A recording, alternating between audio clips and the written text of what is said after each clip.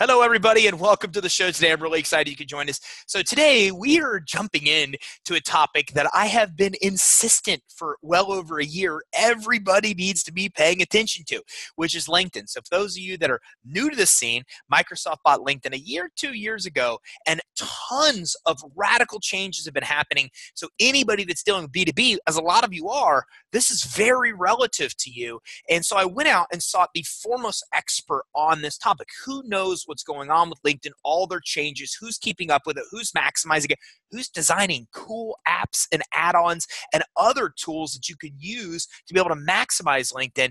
And after a long, hard search, I have a really cool guest with us today. So with us today is Vikram Rajan. Now, Vikram is a co-founder of PhoneBlogger.net and is also the creator of Inner Circles, the free LinkedIn networking add-on where you can focus your time on engagement and reciprocity.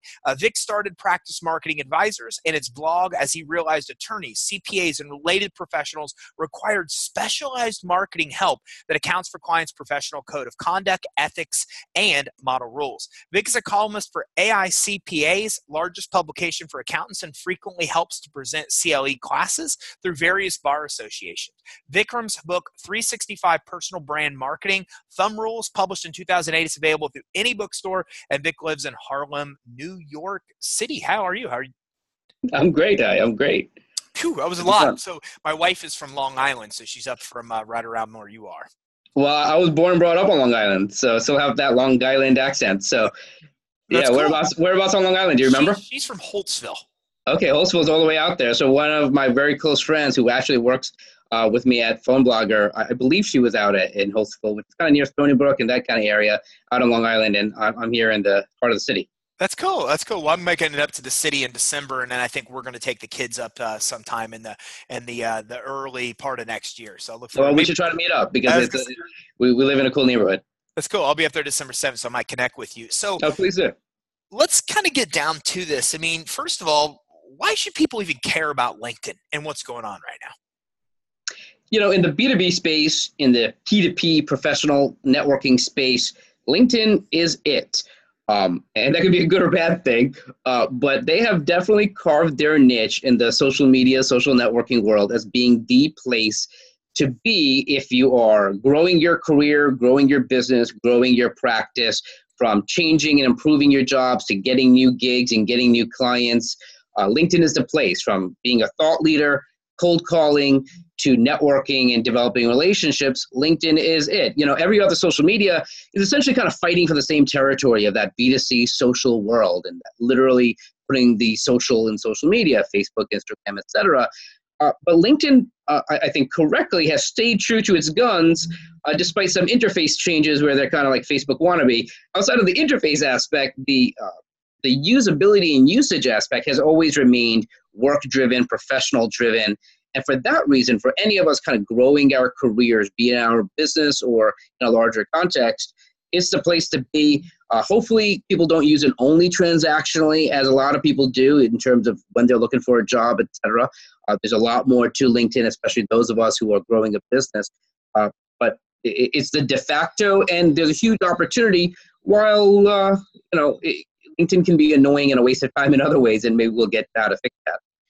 Yeah, absolutely. And I love what you reference. It's funny because weeks back, I pulled up LinkedIn's newsfeed. I handed it to my wife, and I said, "What do you think about my newsfeed?" And I'm not on Facebook much, man. But my wife lives on there, and she goes, "What about it?" And I said, "That's LinkedIn." And she goes, "Give me the phone back." She, who lives on Facebook, did not recognize that LinkedIn feed was LinkedIn, right? Yeah. So what do you think about that? What do you think of the changes they made in the newsfeed?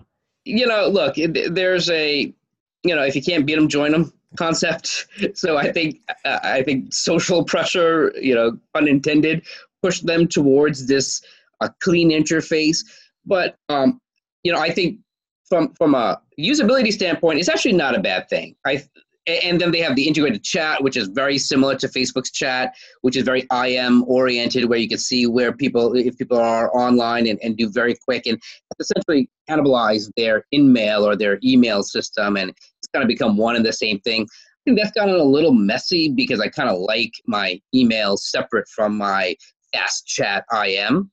But from a usability standpoint, I think the interface is kind of nice. When we were creating Inner Circles as the add-on, we wanted to not really copy true to form the interface, but really kind of take a look at it and see, is there a way to improve on it? And we didn't really improve much on it. I think we removed the clutter, and we'll get to how we did that. But I think there's a lot of controversy that LinkedIn wants to be like Facebook, and they want to be the Facebook of the workplace and or the work environment, and that's not a bad thing. So from that aspect, if it ain't broke, why fix it? Yeah, I kind of felt the same way. I mean, look, Facebook has spent years fine-tuning and testing and designing this news feed, and LinkedIn said, well, if it works for there, it should work for here. Yeah. I always wonder that about car companies. Like, why don't all cars look like Ferraris and Lamborghinis, or at the very least Teslas, or Maseratis?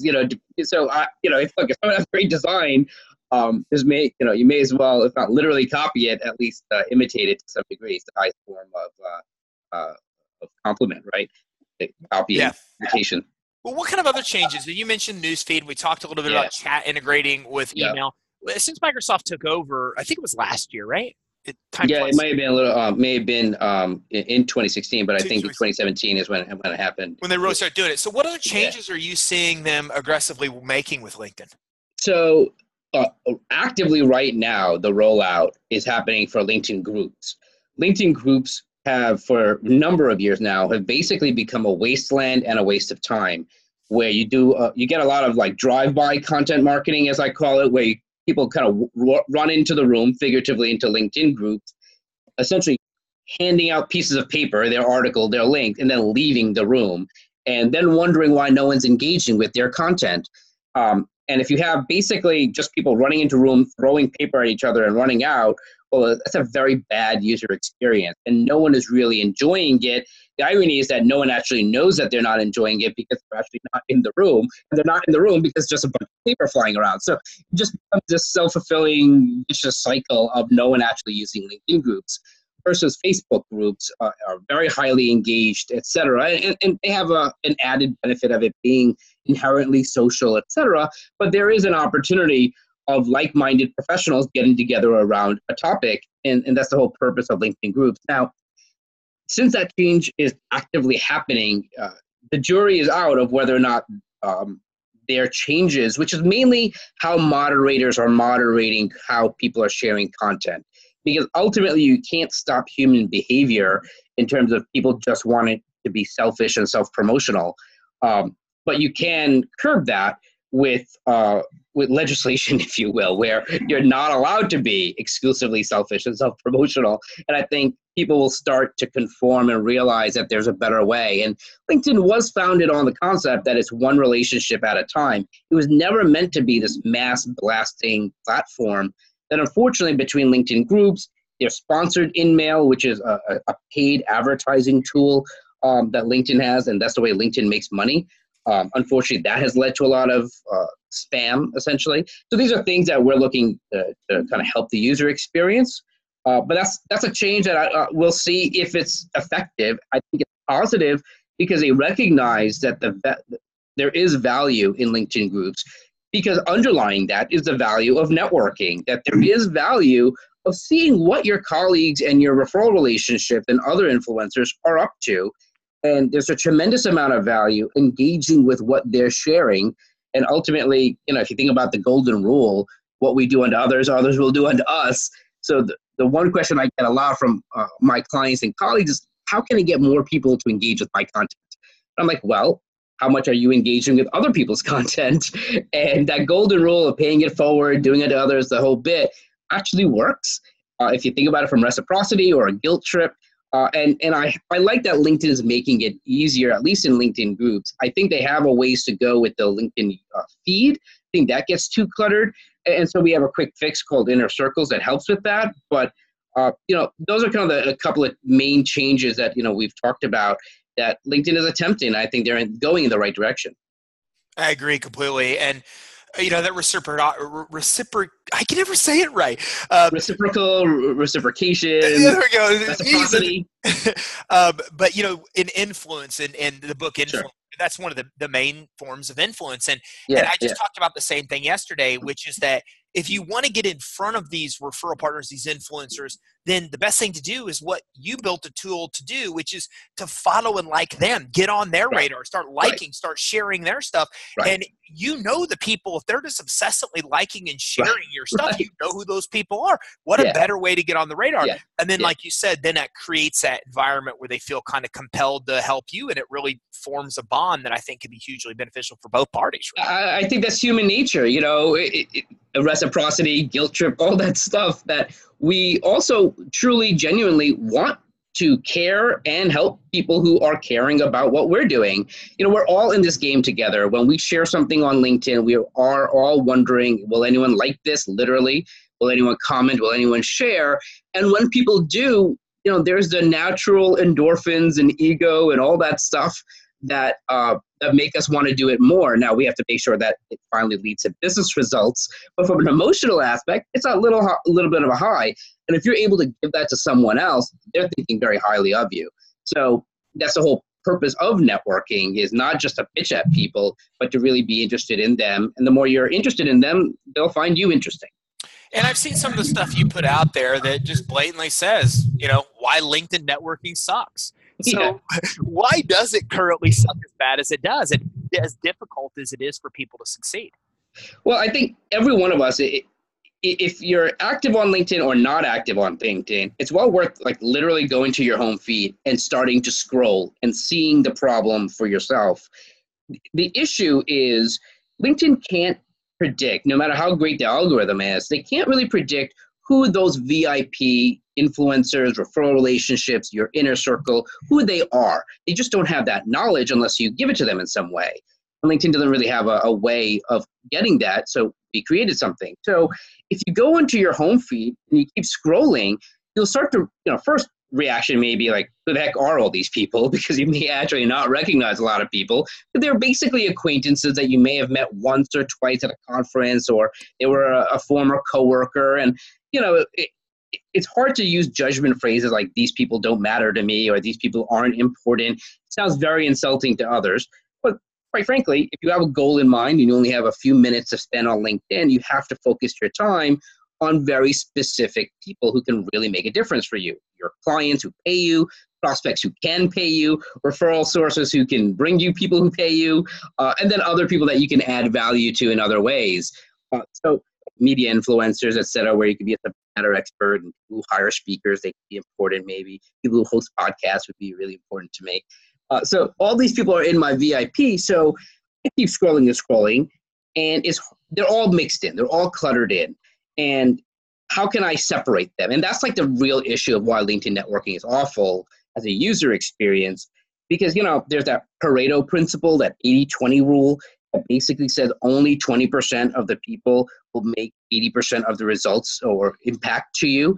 And you can even say that, you know, it's only 20% of the 20% that are even in that target circle. So that's 4% of the people you know. So, you know, if you have 1,000 connections on LinkedIn, which for a lot of people is actually really low, could be high for some, but it's really low for a lot. That's only what, like 40 people? If I'm doing the math properly, in terms of 4%, the 20% of the 20%, and that's your really strong inner circle. That's really who you're adding value to. You pick up the phone, you say your name, and they know you from voice and first name alone. And those are the people that make an impact on your business life. And those are the people that you need to stay on top of and on top of their radar. And so if you're not liking, commenting, and sharing their posts on LinkedIn, you're just out of sight, out of mind. So there was no easy way of categorizing or creating lists like Twitter lists have that. There's just no easy way of doing that. There used to be things like tags in the free version of LinkedIn. They've removed that, but that didn't even do what we want. Tags in Sales Navigator, which is a $70 a month premium version of LinkedIn, that is useful for sales professionals. That still didn't achieve what we wanted, which is essentially, let me just create a category, a circle of these 20 names that are my referral sources. Pick that label of referral sources. Now I see each one of those 20 people, and now very quickly I can go into each one of their file folders and see what they posted. And if I'm so inclined to like, comment, share, or email, introduce them to others, well, the more I do that, I know I'm paying it forward. They're going to be interested in me. We also have in the inner circles a counter to really literally count the golden rules. We call it golden rulers. Because if there's someone's a really big VIP in your world and you've never actually done any content engagement in their LinkedIn, well, are you really caring about what they're posting? Have you taken the time? And hopefully it's authentic and it's not just to be on their radar and just to develop reciprocity or guilt, that there is some genuine interest. But you know what? If they're in your world and they're referring clients to you and vice versa, most likely they are going to be posting that you are interested in.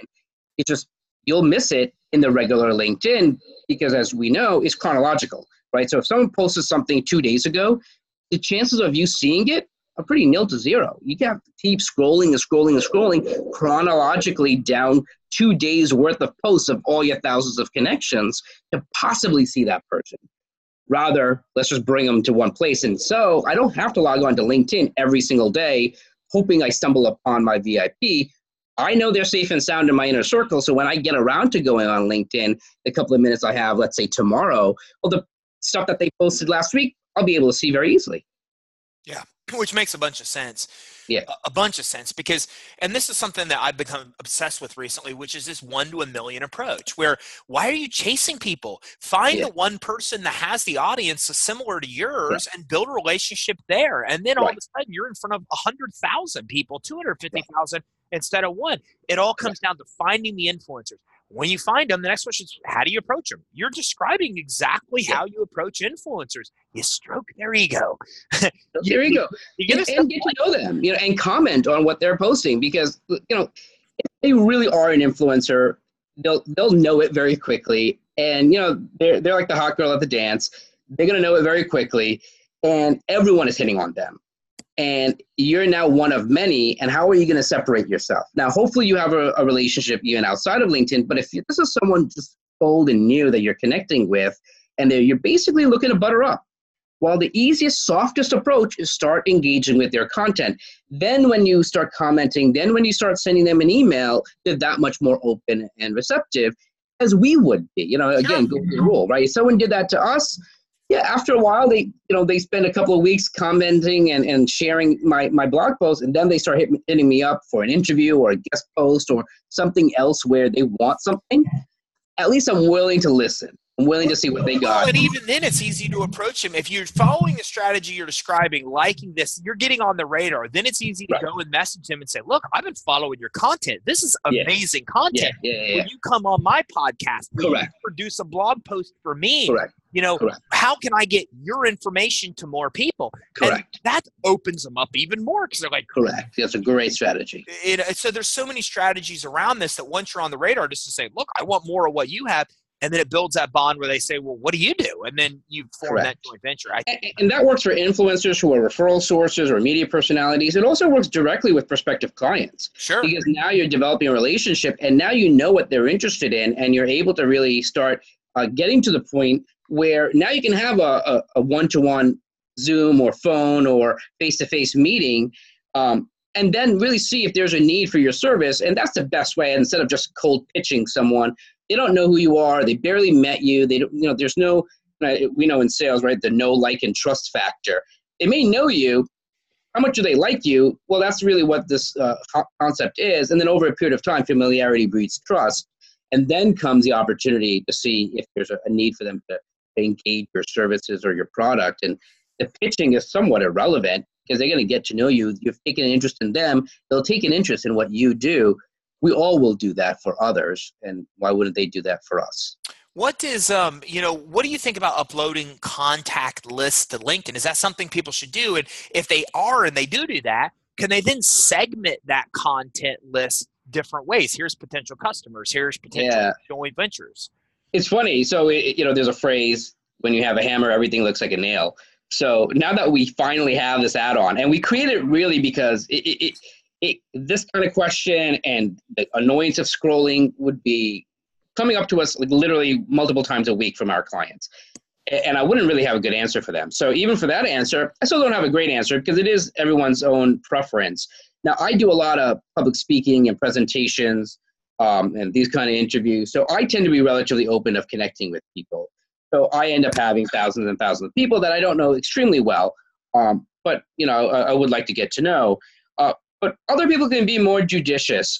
However, they don't need to be so sacred with that list. Ultimately, LinkedIn should be the modern Rolodex because it's very easy to lose touch with people, and you may as well have this comprehensive database of connections of people because you never know who you're going to need. You never know who's going to need you, either directly or in their circle of influence. So you may as well connect with them if unless they have proven themselves persona non grata, you may as well give them the chance because, we're all good at heart, at least 99% of us. So especially in the work environment. So unless they're behaving badly, there's no reason to disconnect or distrust. So that's one thing. Now, LinkedIn does have tools where you can literally upload everyone from an export from your CRM or any other tool that you use. You can upload an Excel file essentially, but a CSV file. You can also sync with your Outlook or your link or your Gmail, and that can be a little dicey. They do give that interim provision where you can uncheck people. I'm not a huge fan of that. Now, I personally do sync my Gmail because I want everyone in my link. But for our clients, we actually prefer not to do that because if you make a mistake on that interim screen, you've accidentally sent a LinkedIn invitation to an ultra VIP. I'll give you an example. We work with a lot of attorneys. Well, it's kind of awkward for them to invite judges, if they're trial attorneys, into their LinkedIn. It's inappropriate. Or not only their clients, which can be inappropriate, they have any type of communication with adversarial attorneys or potentially that it's been CC'd with their opposing clients. Now they're connecting or offering to connect with not their clients, but the opposing client. That's a faux pas and could be even unethical behavior. So you got to be careful. Now, in the day-to-day, outside of those types of extremes, honestly, it's not that big of a deal if you sent a LinkedIn request to your former boss that you had a fight with. In the scheme of life, when there are horrible things happening in this world, that's not so big of a deal. If you commit a faux pas where you probably shouldn't have sent a LinkedIn invite to your 12-year-old niece, not a big deal. There are plenty of worse things that could have happened. So I'm not too afraid of that kind of accidental faux pas. It's when it's ethical in terms of professional ethics are an issue. However, outside of that, if those kinds of situations are not in your world, then go ahead and sync and connect with people because to your other question, Ty, yes, with inner circles, you can now segment. Cool. Because if you don't segment, you end up with this mess. You basically have, like I do in my apartment, a whole bunch of miscellaneous drawers. And you don't actually have any real organization. And now to find people or to engage with their content is exactly what I explained before. You're just scrolling and scrolling and scrolling, hoping you find someone relevant to your world right now. And that's a silly and inefficient way of using LinkedIn. But once you have these thousands of connections, it's actually really easy to use Inner Circle. You can go individually through your contacts on LinkedIn and essentially categorize them. That's kind of the mass approach. I actually prefer the simpler approach, where we already know, for the most part, who our VIP connections are. We have their names in our billing software, in our other CRM. We know who our clients are in some spreadsheet. We usually, hopefully, have a list of our prospects somewhere. If we belong to a networking group, we have those member names somewhere. So they're in any type of a typed place, an Excel spreadsheet, a CRM, etc. All you need to do is copy and paste them right into the Inner Circles interface, and Inner Circles does the rest. And I'll create a circle out of that. You can use other aspects of a search, so you could type in the words podcast or type in the word media, post, and based on keywords, Inner Circles can create a circle automatically based on those keywords. Now, you could also use a search function and go manually, which is what I prefer to do. So I can very quickly do a search of all my LinkedIn connections, anyone that references the word podcast or host.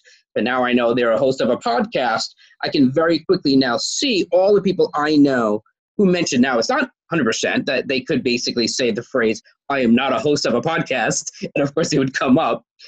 But that's weird that they would say that. But usually they list themselves as a host of a podcast or they're a podcast guest. Which makes a bunch of sense. And, I think that as you referenced, a lot of people use LinkedIn differently. You did Yeah, a great Forbes article on this topic. And in that yeah, article, you kind of talked about the different types of networkers using LinkedIn. right. So what are you seeing? Who are the different types of networkers using LinkedIn? And how are these different groups using the segmentation ability from what you're seeing? Yeah, so I'll go through some of them. There are like five different viewers can read the Forbes article, but a couple of them. So you have people who are job hunters, and they are looking for a job or they're looking for a better job. Uh, they probably want to connect with hiring executives, HR managers, potentially partners of a firm or the CEO of a firm, but very often it's someone in the HR hiring role, right? So you can imagine a basic number of keywords that are there. Now, they may also have a different circle of their peers, people who are in their field, which can sound counterintuitive until we realize how people get jobs, which is very much a who knows who. If you knew someone at a different company, you work with him, you work with her, they move on to another company, they may be looking to hire people for their team. And let's assume you did a great job and you have a great relationship. Of course, they're going to want to pick you over someone that they don't know. So connecting and networking with your peers is a reason why we join trade associations and professional associations. They exist in your LinkedIn. You may as well start connecting and engaging with them on LinkedIn. So you have one circle of HR managers, you have another circle of your peer professionals. Maybe you have a third circle of people who are in the industry you don't know really well, but you consider them influencers because you've met them at a conference. They were kind of a stage speaker. You don't really know. It's a long shot. They may or may not be in a position to hire you directly, but you know what? Because they're influencers or kind of stage speakers, or they've been booked in your field, they're kind of the celebrities in your field, but you're connected with them on LinkedIn for some reason because they're your first degree.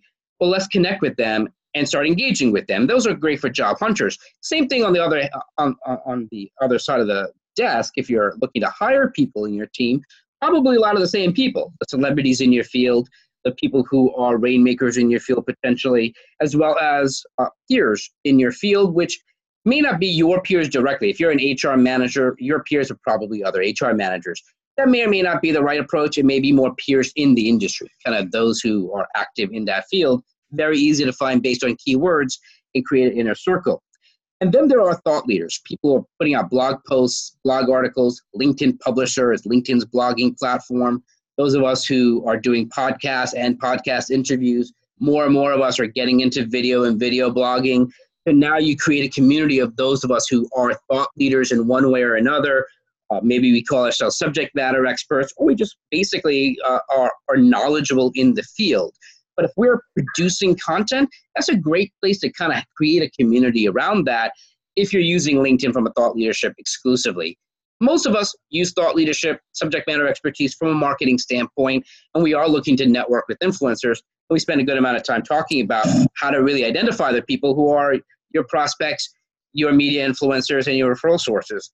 And those kind of three of the types. One of the ways I ignore that I talk about in the Forbes article are kind of the lurkers, the people who are just kind of there on LinkedIn but don't really do much, or they have a LinkedIn account but really don't do much. And that's usually because they don't know really what to do. And one of the simplest things to do is to know that, look, these are people who could probably come in handy sometime down the road, even if you're not actively looking for a job or looking for new clients. But it's a way of kind of staying top of mind with referral relationships, hiring executives, and creating a circle out of that, and slowly just engaging. You don't need to post on LinkedIn. You can nonetheless engage with other people's content and get your name out there that way. Well, what are some of the ways that you find are the best to get engagement on what you're posting out there? Yeah, right. So I would say number one, it goes into golden rule. Do unto others as you would have them do unto you. That's the number one aspect of it. That is even before you start posting regularly. But then in terms of literally your content, it's what we do for our clients. We do text blogs now. We're actively going to the world of video blogging. We read a lot about how to make content interesting. And there are kind of some rules of thumb. So, you always want to have some type of an image or photo with your content. That's eye-catchy. As we know, every social media network is very photo image-centric. They're going more video-centric even. At the very least, you want to include a photo. You don't want to grab a photo off of Google because that's probably going to violate someone's copyright. It's ripping off some photographer. That's not cool. They need to earn a living. So it's really easy for a couple of bucks to buy a photo. There are even free sites where you can source photos, and things like Pixabay is another one. Unsplash is another one, where you can get photos for commercial purposes for free. But then paying a couple of dollars is probably even better. Like Deposit Photos is what we use for our clients, and we don't get paid by them. It's just a nice plug for them. So photos are great. We all judge a book by its cover. So the title of your article is really important. I like using questions.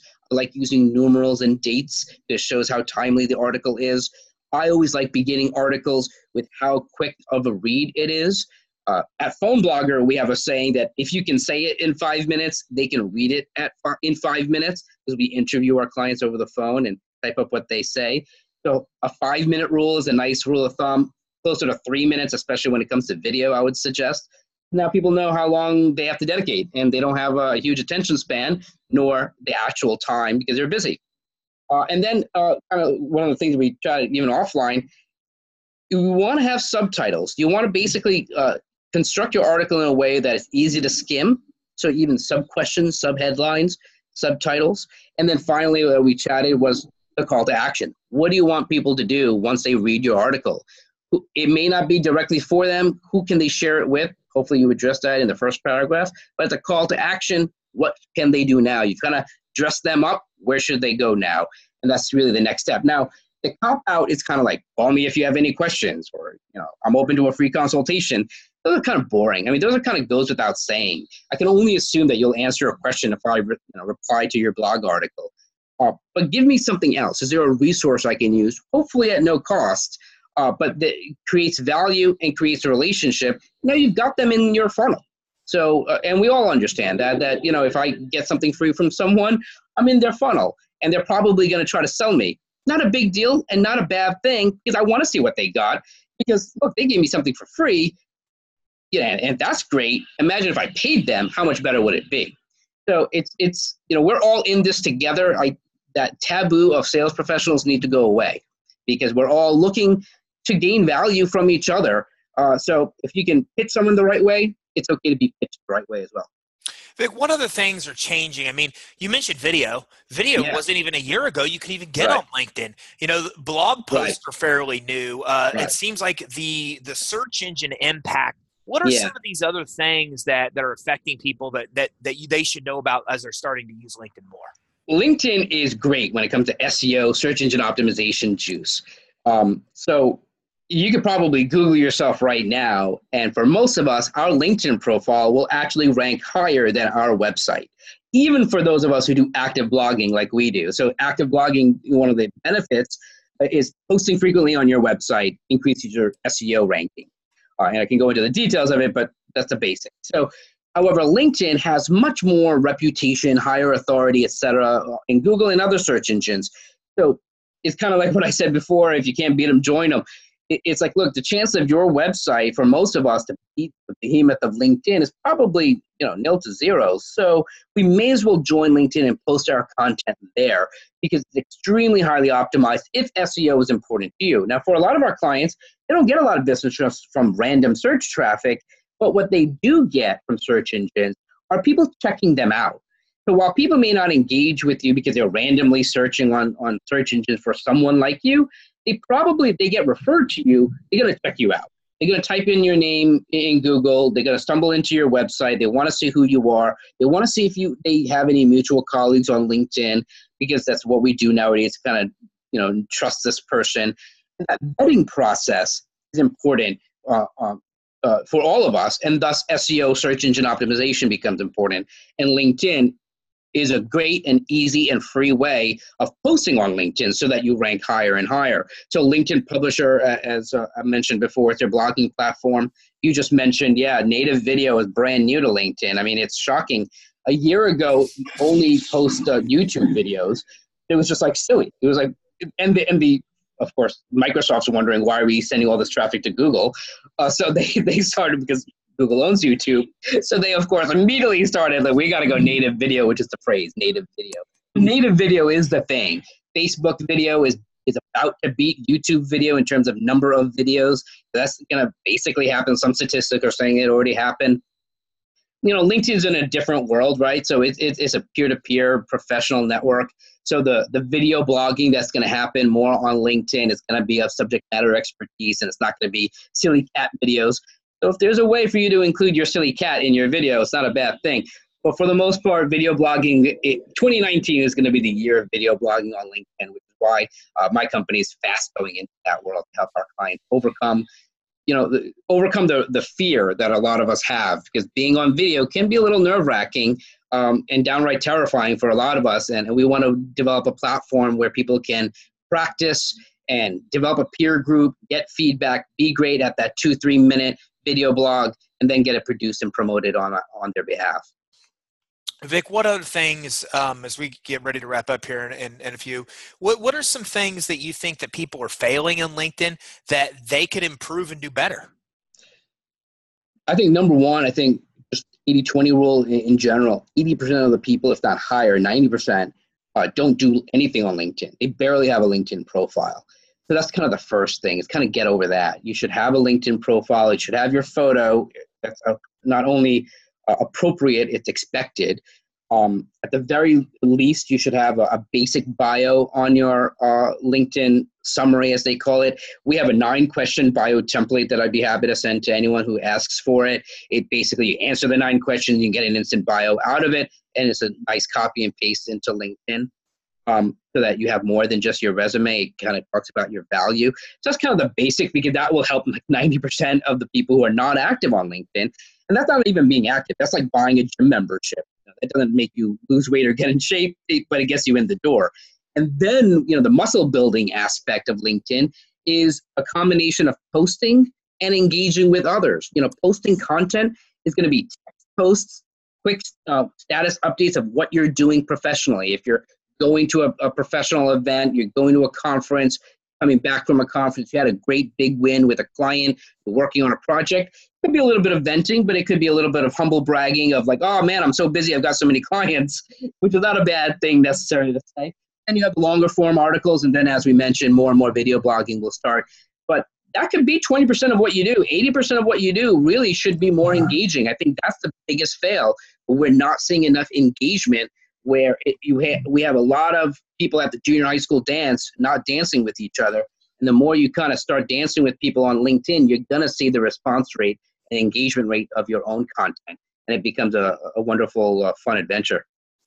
Vic, where can everybody go, which I'm getting it to our team today because I've looked at your tool and it's insane. The ability to segment audiences on LinkedIn has so many applications for us. Yeah, because you can then export. You can export your segments and put it into your MailChimp or your Constant Contact for an email blast, which LinkedIn doesn't do natively either. So. Yeah, and to grab the plugin, it's apparently free, which is wrong. I mean, he gets charged for that. So we will eventually have like premium features, like the exporting feature and stuff like that. That'll be like $4 a month for planning, so it's not going to be very expensive. But right now it's free because we want people to use it and tell us what they think about it. So where can people go to grab it? Because it's a free extension and it's wicked awesome to help you segment things, audiences on LinkedIn. Guys, this doesn't even exist anywhere that I've seen, and if it ever were to, it'd be pretty hefty charge. So where can people go to grab the free tool?